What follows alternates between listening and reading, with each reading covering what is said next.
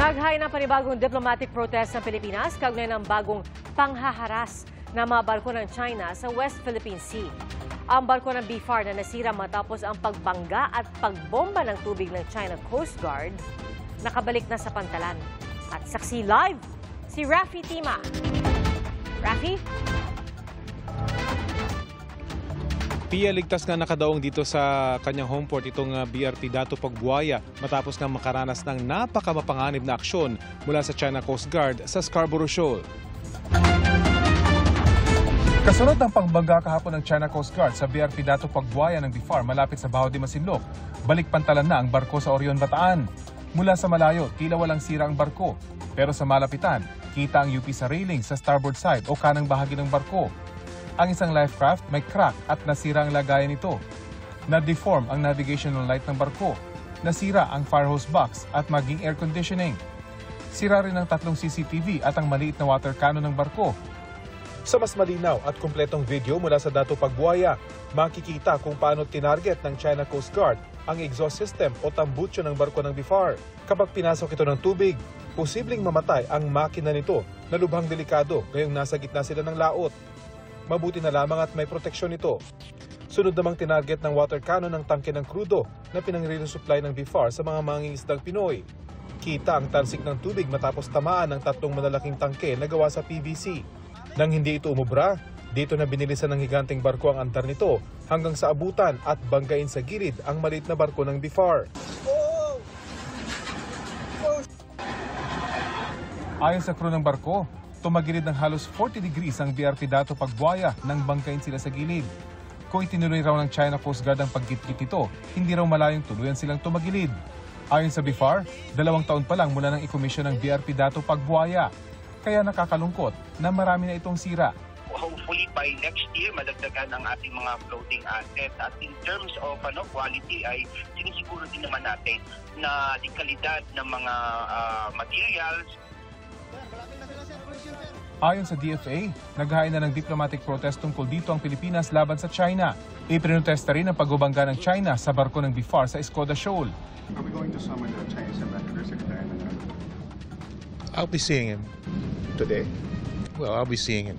Walang tugon ng Chinese Embassy sa bagong diplomatic protest, pero nauna na nilang sinabi na makatwiran, legal at professional daw ang kanilang mga aksyon para pangalagaan ang kanilang soberanya. It's very clear. I mean, we were within our legal rights. Certainly, don't understand why China again is repeating these actions which are clearly illegal. Kaya nga nakikipabaka tayo kasama ng like-minded nations para buwagin itong kasinungalingan na to.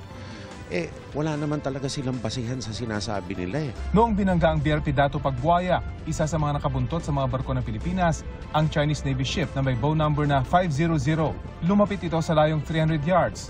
Unang beses daw na nangyari sa Baho de Masinloc ayon sa PCG. Ayon sa National Task Force for the West Philippine Sea, posibleng i-deploy na rin ng Philippine Navy ang mga warship ng Pilipinas para sumabay sa mga resupply mission ng BFAR at PCG sa mga mangingisdang Pilipino. China has taken this route of escalating.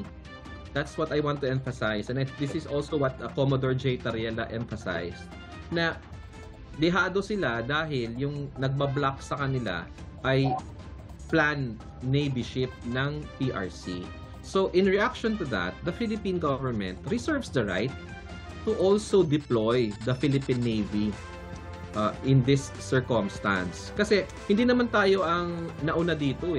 Taliwas ito sa posisyon ng National Maritime Council na nauna nang nagsabi na ayaw nilang humantong sa sitwasyon ng militar ng China laban sa militar ng Pilipinas. Very clear ang ating presidente na lahat ng dispute, conflict situations ay gagawin natin sa peaceful means or diplomatic actions sa mechanisms. Kasi pag Navy to Navy, nagkakaroon ng nag-escalate.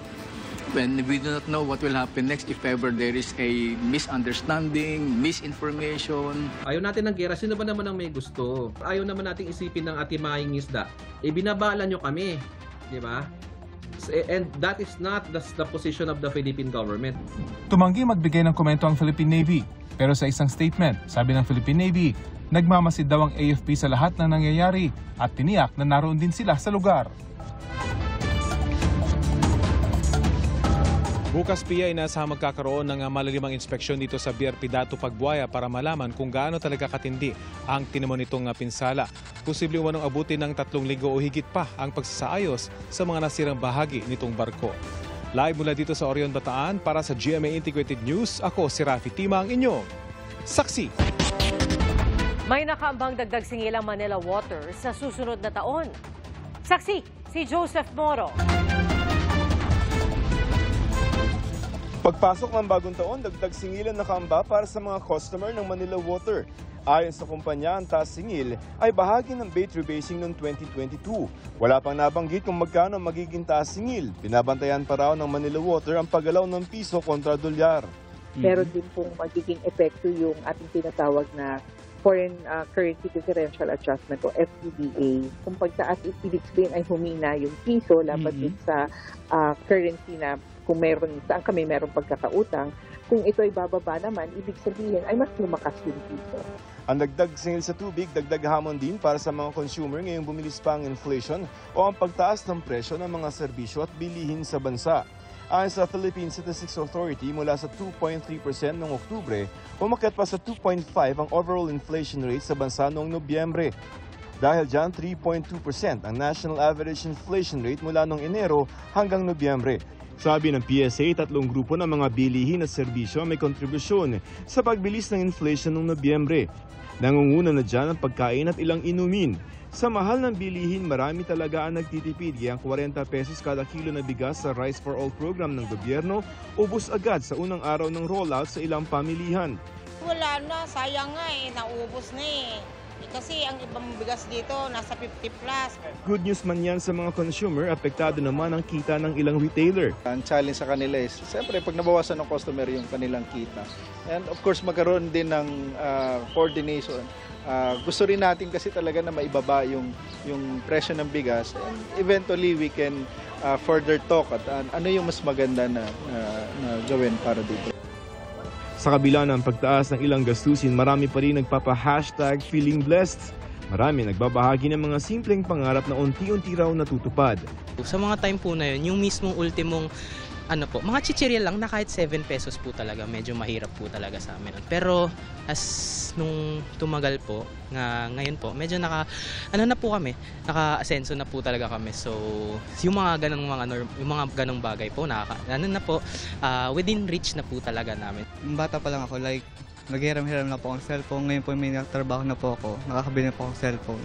Dati po nagbabay po ako, ngayon nakamotor na. Sa datos ng PSA, nabawasan na raw talaga ang mahihirap sa paglipas ng taon.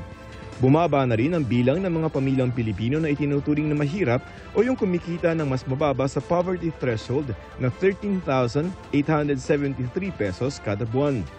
Gayunpaman, halos 18 milyong Pinoy pa rin ang nakararanas ng hirap sa buhay. Para sa GMA Integrated News, ako si Joseph Morong, ang inyong saksi. Mga kapuso, 20 araw na lang, Pasko na. At ang sikat ng Northern Lights na kadalas ay sa ibang bansa lang nakikita, pwede na rin daw ma-experience dito sa Metro Manila. Alamin kung saan yan sa live na pagsaksi ni Jamie Santos. Jamie? Pia, bukas na muli ang Christmas by the Lake. Dito nga sa lungsod ng Taguig, may bago silang atraksyon na perfect sa pamamasyal ng bawat pamilya ngayong Christmas season. Mas makulay at mas makinang raw ang Christmas by the Lake ngayong taon. Bawat sulok ng parke, picture perfect. Kabilang sa mga highlight ang nostalgic Christmas on display na nagpapakita ng mayamang tradisyon ng Paskong Pilipino. Tuwang-tuwa ang mga inabutan naming nanonood ng animated Christmas display. Dati po nakaranas naman, ngayon naman pinaparanas naman namin sa anak namin. Talagang napakasaya po ngayon. Napakasaya po at napakadaki po ng development po dito sa Taguig. Meron din ditong Northern Lights Experience na first of its kind daw sa bansa. Hango raw ito sa Aurora Borealis. Parang nasa ibang bansa, ganda, sobra, nakaka-relax siya, mawawala yung pagod nyo. Sobrang ganda po, sulit. Atraksyon din dito ang napakalaki at napakakulay na Christmas tree. Libre ang pagpasok sa parke pero hinihikayat ang mga bibisita na mag-book online o tumawag muna. Welcome pa rin ang walk-in visitors, yun nga lang maaaring maghintay sa pila. Noong nakaraang taon daw, umabot ang higit 20,000 visitors araw-araw ang pumasyal sa parke. Bukas ang parke hanggang January 12, 2025. Mula Lunes hanggang Huwebes, bukas ito ng 5 p.m. to 10 p.m. Pag Biyernes at Sabado naman, 5 p.m. to 11 p.m. at kapag Linggo, 5 p.m. to 10 p.m. Pia, bukod sa security sa park, may PNP personnel na nakadeploy para tiyakin ang seguridad ng mga namamasyal dito. May mga nakadeploy din taga-traffic management office na umaalalay sa mga motorista. At live mula rito sa Taguig para sa GMA Integrated News, Jamie Santos ang inyong saksi.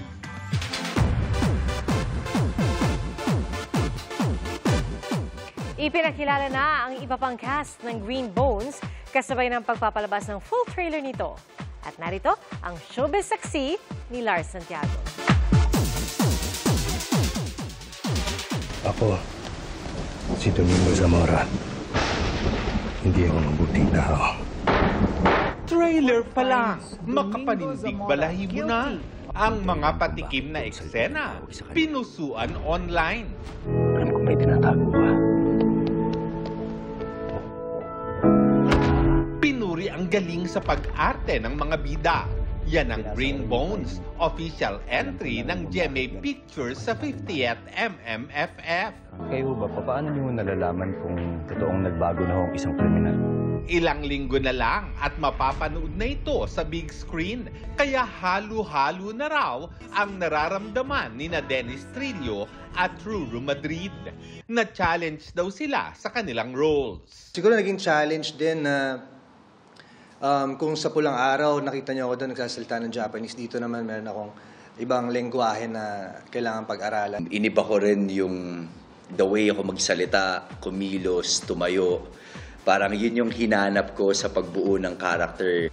Sa MediaCon ngayong araw, ipinakilala na rin ang iba pang cast ng pelikula, gaya ni Iza Calzado, Alessandra De Rossi at Sofia Pablo.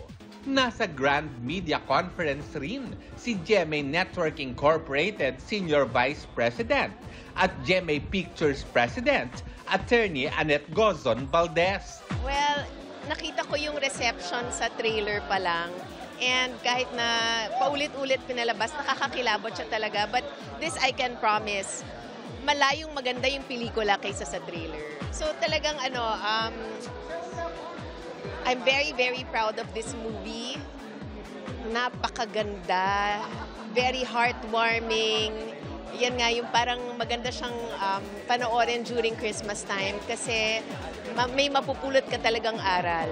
Naroon din sina GMA Public Affairs First Vice President and GMA Pictures Executive Vice President Nessa Valdelion at MMDA Chairman at MMFF Executive Chairman Don Artes.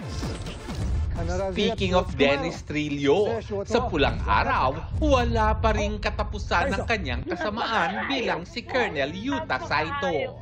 Ituturo mo kung nasaan si Eduardo? O masasaksihan mo ang gagawin ng aking mga sundaro sa batang ito? Mabibigat ang eksena, gaya ng komprontasyon nila ni Tia Amalia, played by Rochelle Pangilinan. Ano makakasiguro na hindi mo sasaktan o gagalawin ang aking anak? Pero off-cam, tigil muna ang laban, sayawan at kulitan muna sila. Para sa GMA Integrated News, ako si Lars Santiago, ang inyong saksi. Mga kapuso, maging una sa saksi. Mag-subscribe sa GMA Integrated News sa YouTube para sa iba't ibang balita.